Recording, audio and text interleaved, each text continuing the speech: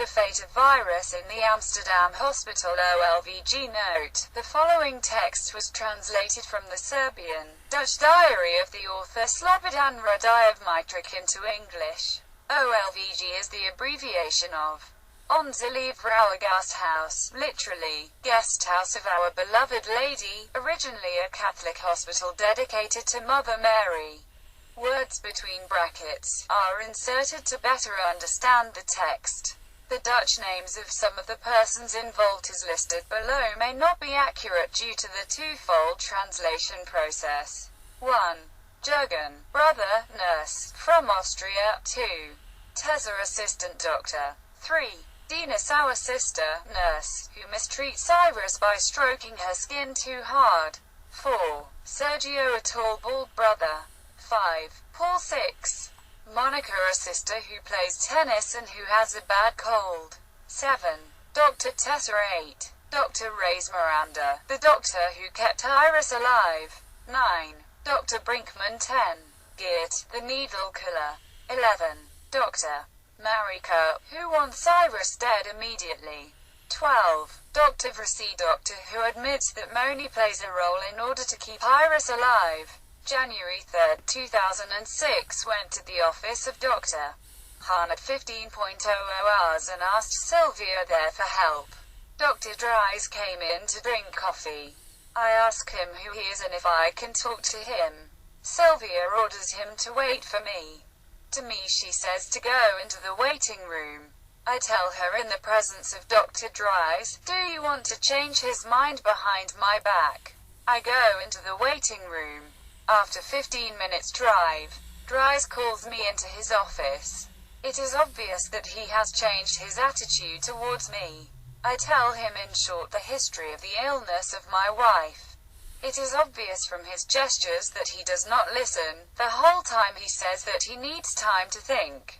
Dr. Dries proposes to come and see Iris tomorrow.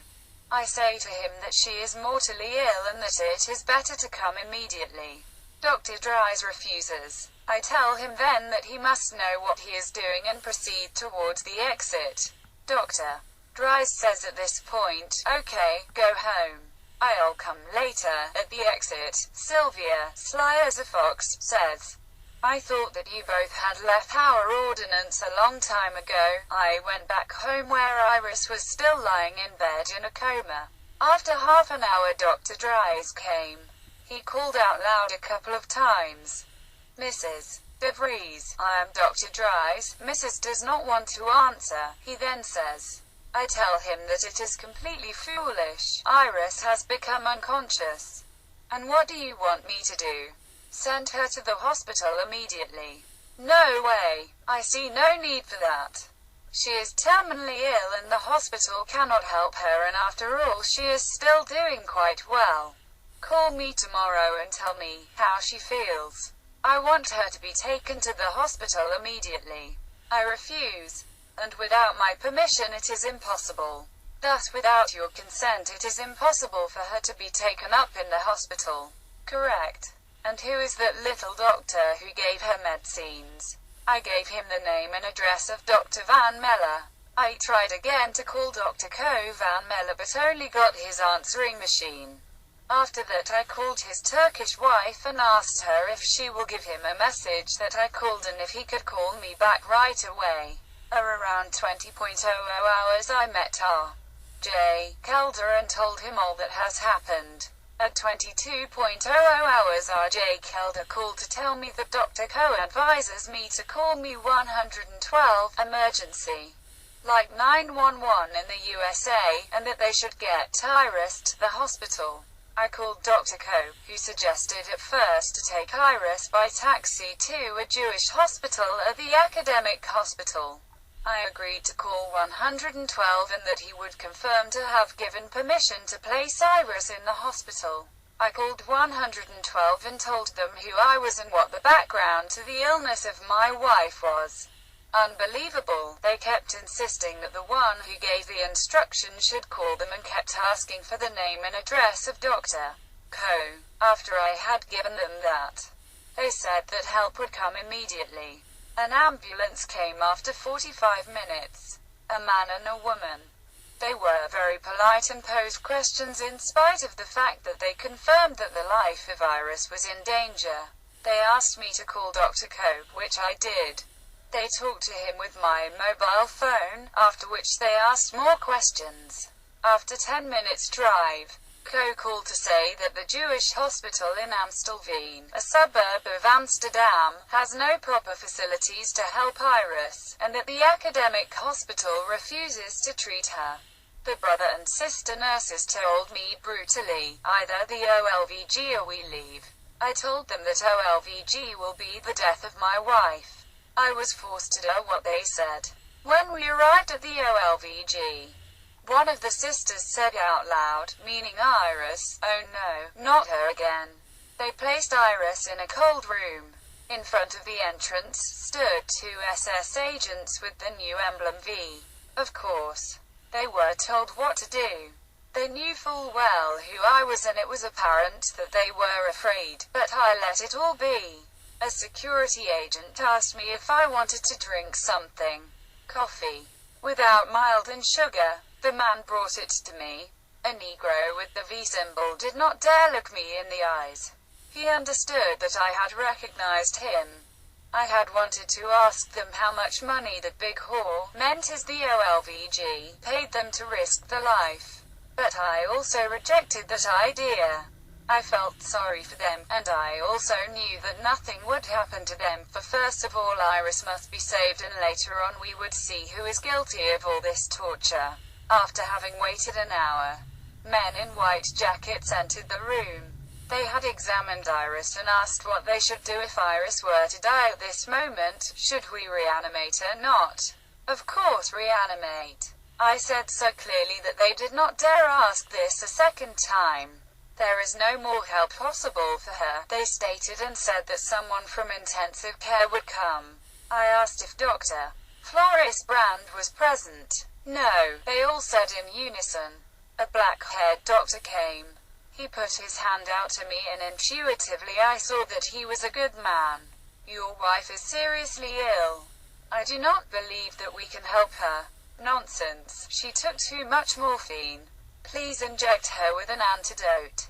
Please do not let my wife die. He looked deep in my eyes and said, I will do everything within my power. Then he left. After a few minutes he returned to the cold room with a needle. This is naloxone serum anti-morphine. If it is true what you say that she has taken an overdose of morphine, we will see that immediately, but if that is not the case, then there is no hope left for your wife. It is absolutely the case. Please inject that. The doctor opened the veil from the tubes running into the vein of Iris, in which the special salt water solution NaCl streamed, and injected her with NaLOCSON. Iris screamed immediately and regained consciousness, returned to life. I also screamed, out of joy. Embraced the black-haired doctor and asked for his name in order to give him a copy of my book, Operation Twins. Dr. Rijsmiranda from intensive care. I am honored with your present. I told him I would bring him the book tomorrow. Iris was amazed to see where we were. I explained to her briefly what was happening. I said that she was right when she told me that Dr. Hahn with the other Dr. Bruin had given her up, and that because she had taken my side, they wanted to kill her. We were glad. Dr. Rijsmiranda told us that the worst was slumbered and that the danger is over. Then he left. We were told that Iris would be placed in section B6 for further examination and treatment. I agreed on the condition that I could stay with her there. Half an hour has gone by and Iris and I were glad. Into the cold room came a doctor in a white suit with a needle. He opened the valve of tube connected to the arteries of Iris and started injecting into it. I hit him with a piercing glance. That it is the same liquid as in the bag, he answers in response to my inquiring glance and points to the bag fastened above Iris' bed. After a few minutes Iris loses consciousness again. That is normal, he says. Serum naloxone is only effective for a short time. Later on we shall repeat it and then she will awake step by step. Yet deep in my heart, I looked for an answer to the question, why did the doctor inject her with the same liquid that is found in the bag, thus the same substance? After a while we were brought over to section B6, room 11. There they injected her with naloxone after a couple of hours. She awoke, but this time she was not able to talk normally. She acted like a child. That is because we gave her a smaller doses than the first time. The doctors and the medical staff at section B6 said, "We shall now give her naloxone with a special machine that constantly slowly injects naloxone in the NaCl and into her blood." Shortly after that the machine was hooked up with naloxone. Iris became more and more unconscious. Now and then she cried when I called out loud to her. January 4, 2006, it is Iris' 64th birthday today. The whole day she is in a coma. I asked Marika to inject Iris with more naloxone so as to wake her up in order to give her a crystal star that she had wanted for a long time as a present. Dr. Marika has instructed Brother Jurgen to do that, which he did. Iris only yawned but never woke up. January 5th. 2006, doctors tell me that Iris is doing very badly and that it will be the coming weekend a question whether she will succeed in waking up. Because they have stopped naloxone injections since according to them the morphine has been removed completely. However, they have found out that her kidneys do not function and that there is an unknown virus in her blood which stops her from waking up. We gave her antibiotics yesterday, calcium, kalium. Today we'll repeat that. We'll give her antithrombosis and food through the tubes through her nose. But everything depends on whether her life can be saved this weekend, Dr. Marika tells me. You feel just as we do that everything can be to no avail. Only then did I realize that Iris could die. Quickly I said that is out of the question, adding, did Rijsmiranda do not say that the crisis is over. Yet I am afraid and do not believe that Iris can die just like that. I asked them, why did that other doctor inject her with the NaCl half an hour after Dr. Rijsmiranda injected her with naloxone? I know nothing about that. I was not there, mumbled the female Dr. Marika. I got sick of all this and told them that I lost confidence in them when they tell me that Iris will no longer wake up. I made the request to find out what was injected in her veins after the naloxone given by Dr. Rijsmiranda. Dr. Marika left our room near 11 and asked her assistant Teza to follow her. Later I called Brother Jurgen and asked him to honestly tell me what was injected in Iris's veins after the naloxone. He listened to me and went away to check what was mentioned in the logbook.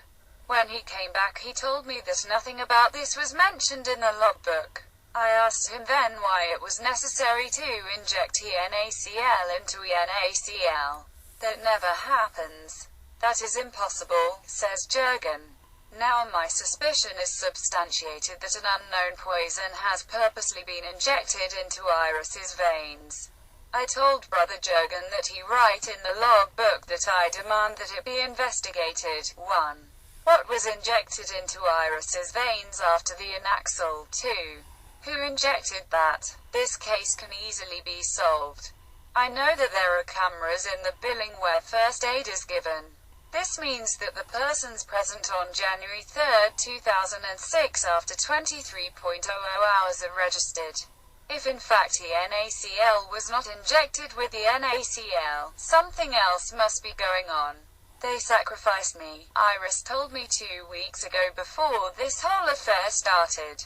They sacrificed me. Because I did not abandon you. They want to kill me in order to force you to work for them. Whatever the case may be, Iris's life is in danger. I am aware of the fact that she is ill. But she got so much better that a week ago she was able to go to the toilet by herself. She wrote letters and called friends on the telephone. She was completely lucent. But she had unbearable pain from the wounds on her legs. How did these wounds come about? That is the question. Only after she started using morphine did she stop eating and drinking. And a few days later she lost consciousness. After naloxone was injected into her veins, she revived. But after ENACL was injected into the ENACL, she became totally unconscious. Very soon it must be found out what substance that was.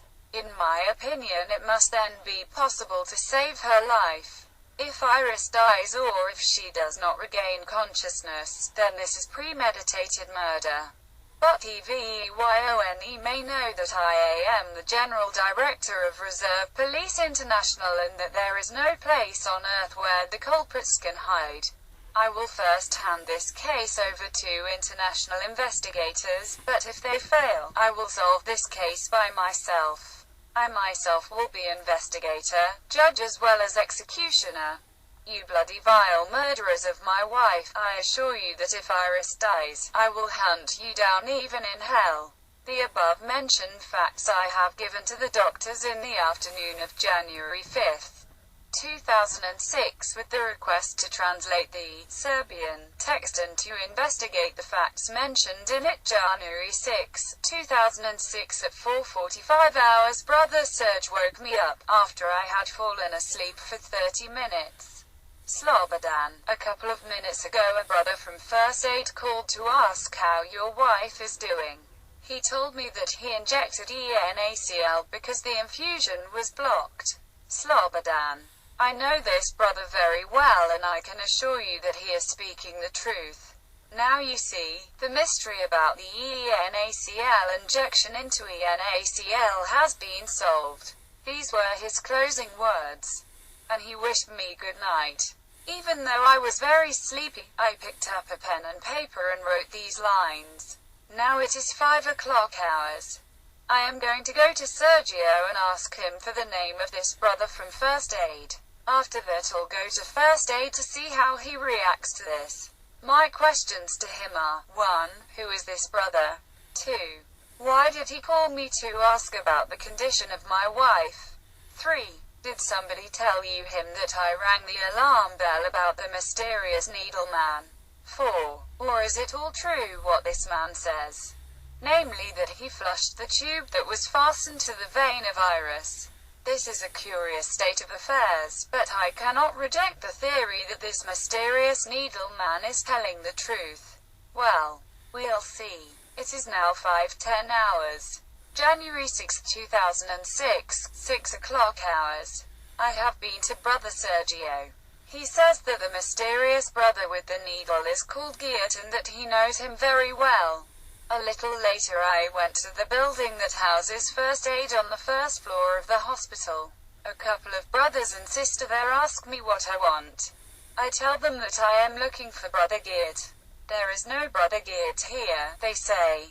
I told them that he had telephoned from here to section B6 and asked about the condition of my wife.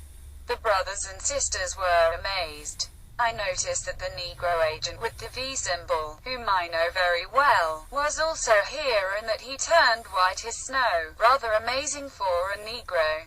Unbelievable, they say. We cannot help you. Call section B6, I say. They refuse. Okay, I say, and wanted to go back. Wait a moment, says a tall brother. I am going to inquire. I wait. After a couple of minutes, a small brother approaches me. You are Geert? I ask. No, I am not Geert. I am Rene, a Rene, yes. Do you know why I'm here? No. You called section B6 and asked about my wife's condition. Yes. You called Brother Sergio? I don't know a Brother Sergio, no? No, says Brother Rene. It strikes me that the name Rene is similar to the name of the head of the Dutch Central Intelligence Agency, of the Federal Police who worked for UDBA in 1973 and who threatened to liquidate me if I continued to write the truth about the inhuman activities of him and his group, but more about this later. Brother Rene called me into a small room. He explained to me in detail what had happened. He did his best to convince me that he was telling the truth. But the strange thing is that I cannot remember that he was the man who did all the things I have described here. The man who did all this was very tall and thin. He wore a long white coat. Thus he was a doctor and not a brother. Sunday, January 6, 2006, 2200 hours. I returned to section B6. Sergio and Bart were at the desk. And how did it go? Asked Sergio. I'll tell you later, I say. First I have to ask you something. How do you spell the name of the brother who called you?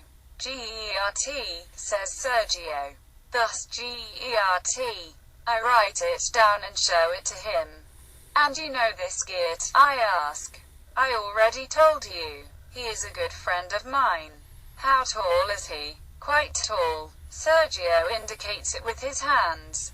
Sergio was tall and Gert will be taller than 190 meters, about 6 feet 3. Okay, Sergio, I say, but he doesn't exist at all. How come? Asks Sergio. He called me a while ago. Rene called you. Nonsense. I don't know any Rene. Gert telephoned me and asked about the state of your wife's health and also said that he gave her the injections but forgot to write it in the logbook. I say to Sergio and Bert. Now I am completely at loss. I trust this case even less and want a judicial investigation. January 7th, 2006. 23.00 hours. Sister Danny told me this evening around 23.00 hours that Iris could stop breathing at any moment. I have been told, she says, that we will not reanimate here in the case. This news scared me. This cannot be true. I have stated clearly that I insist that Iris be reanimated. January 8th, 2006, 0:05 hours some 5 minutes before midnight Bart came into our room. I complained to him about what Sister Danny told me and asked that it should be clear to everyone that if Iris stops breathing, she should be reanimated.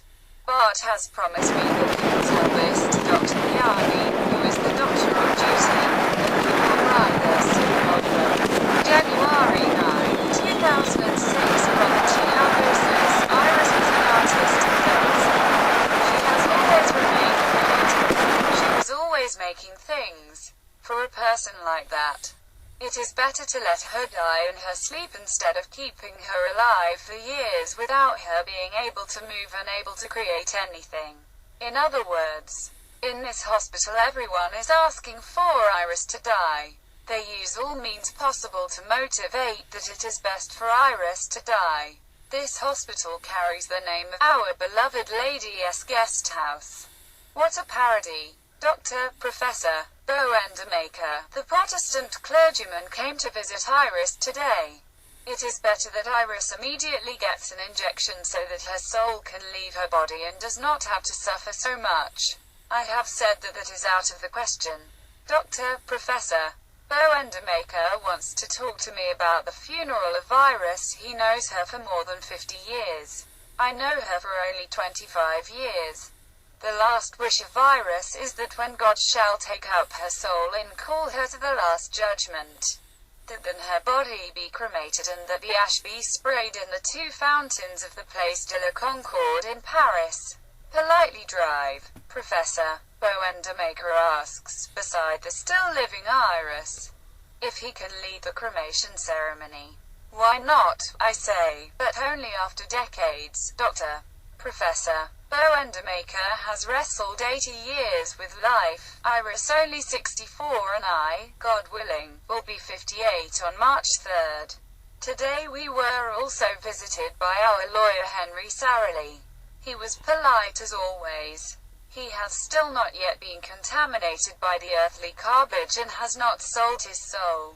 I signed an empowerment that he in our name enter a complaint at the International Court in Geneva about all the inhuman deeds that the city of Amsterdam has committed through its head the Jew job. Cohen against Iris and me. Today also the journalist Alexander Munninghoff paid us a visit. Iris and I came to know him in the 80s. We discussed many things about which we were not able to talk for almost 25 years. Because the last time we saw each other was in 1982 in the House of Parliament in The Hague, next to Alexander.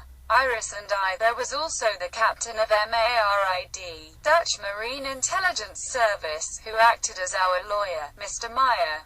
We had a meeting with a member of the Liberal Party, Mr. Ed Nijpels. Ed Nijpels suggested that the only way to get a residence permit was to work together with the Dutch intelligence and security services. Naturally, I refused all that. Nijpels threatened me indirectly another time. How is possible that you karate men always rape women? He told us about a certain Herr Mayer, who had a 10 black dan karate and who trained West German intelligence and security services in karate. According to Ed Nijpels, he had raped a couple of women, what was absolutely not true. Not so long ago, I refused to give up my religion for Vesser Ed Nijpels and to become a renegade. Thus Dutch RAF falsely accused me of several counts of rape. The last time that I met Ed Nijpels was when he left the flat of Andrea Van Ness and Martin Van Traa a couple of months after Van Traa was liquidated. When Ed Nijpels had seen me, he ran away so fast that he could have broken every world record of the 100-meter sprint. The High Commissioner of the Police at the IDB, Mr. Mansfeld, during the affair with enriched plutonium in 1984, had a lot of question in his dossier concerning Mr. Nijpels. Among others, is Ed a Russian spy? All these conversations were recorded and are in the possession of former Dutch Prime Minister Ruud Lubbers.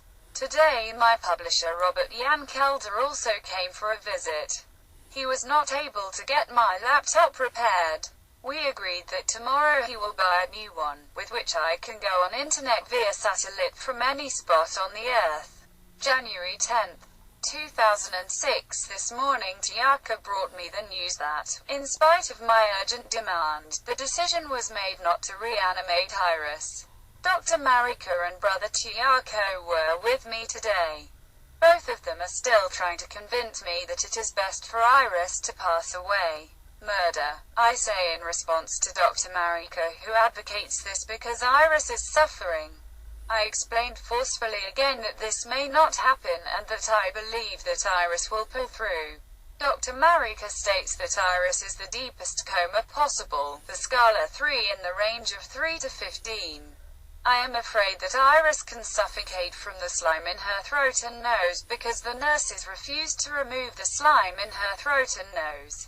They have given her a sort of tranquilizer, but that does not help her. She has so much difficulties in breathing because of the tubes plus the slime.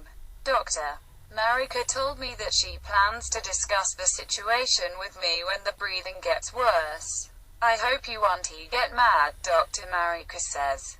Which comes down to the fact that she hopes I won't get angry when they will start killing my wife.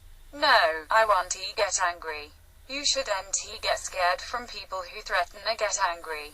You should be afraid of people who remain cool and collected in a situation like this. I said, I realize that they are planning to kill Iris.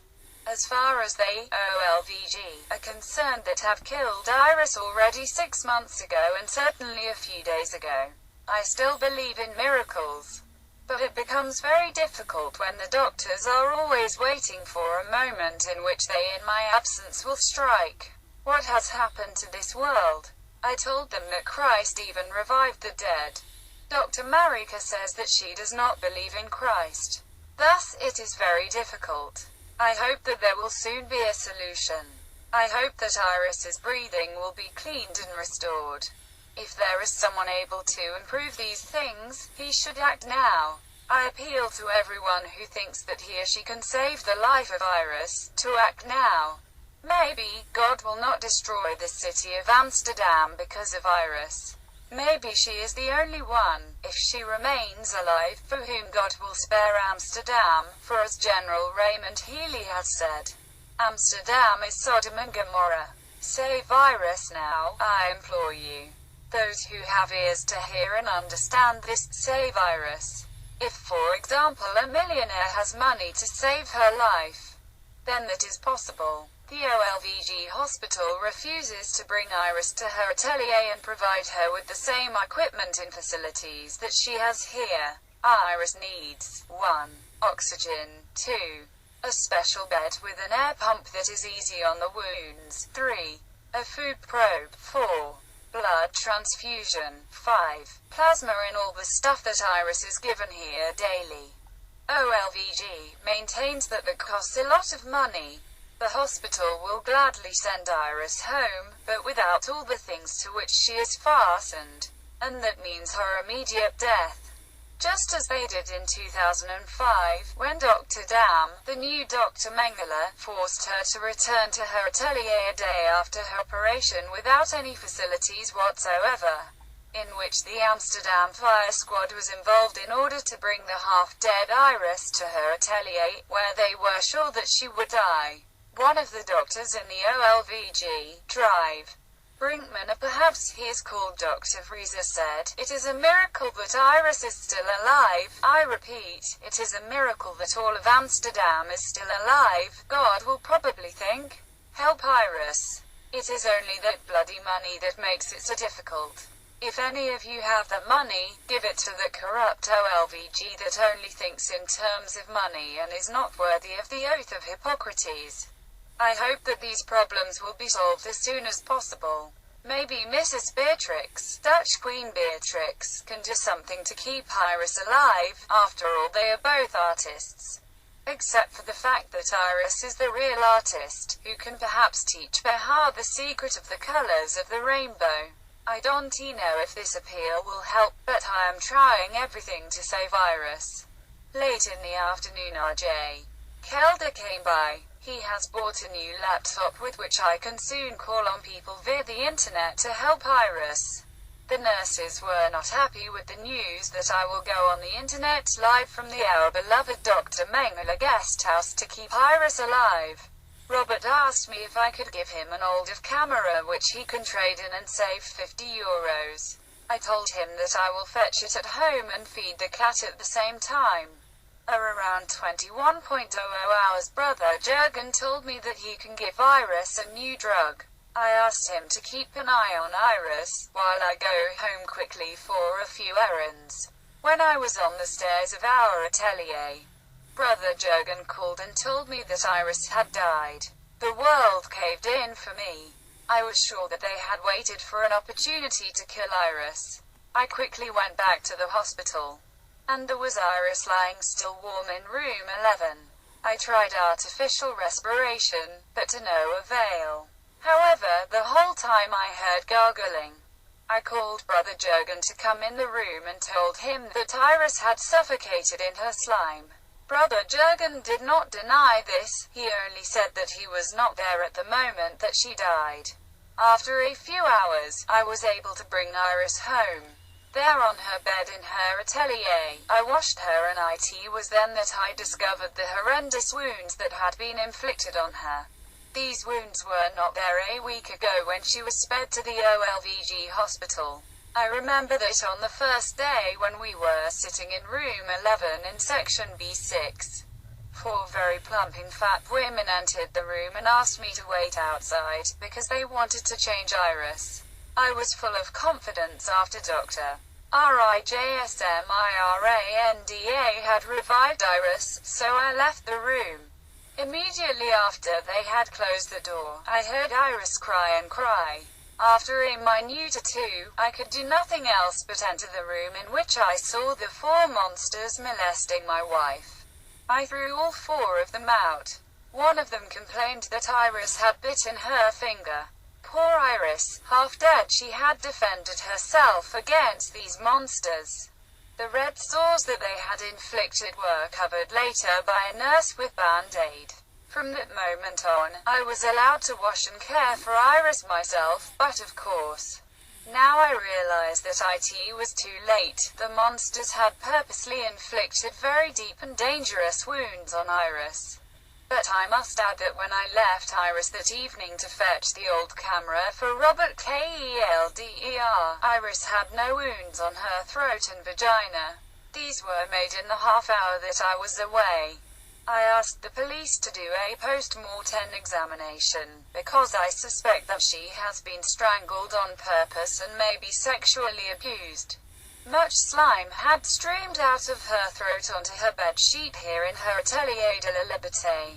All of these things I have photographed. My conclusion was that Iris must have suffered these wounds by torture. There were wounds everywhere, on her throat, her vagina and on her behind. I asked R.J. Kelder to write an appeal in view of the probable murder of Iris, which he has done. At the request of our lawyer Mr. Sarali, we went to the police station on Linnea Straat. There we were met by a brutal police officer who turned a deaf ear to my suspicion of murder. And finally, when I told him that the Amsterdam triangle, consisting of the mayor, the police chief and the chief magistrate, were a buck of criminals and enemies of mine, this police investigator said, I do not help my enemies. The police refused to do a post-mortem on Iris. They said that Iris must first be buried a couple of months, after which it may be possible to do a post-mortem examination. In her testament, Iris implored me not to ever bury her, neither in the Netherlands nor in my country of birth, but to simply cremate her. Thus I could do nothing else than respect her last wish. Also my promise to her I will fulfill.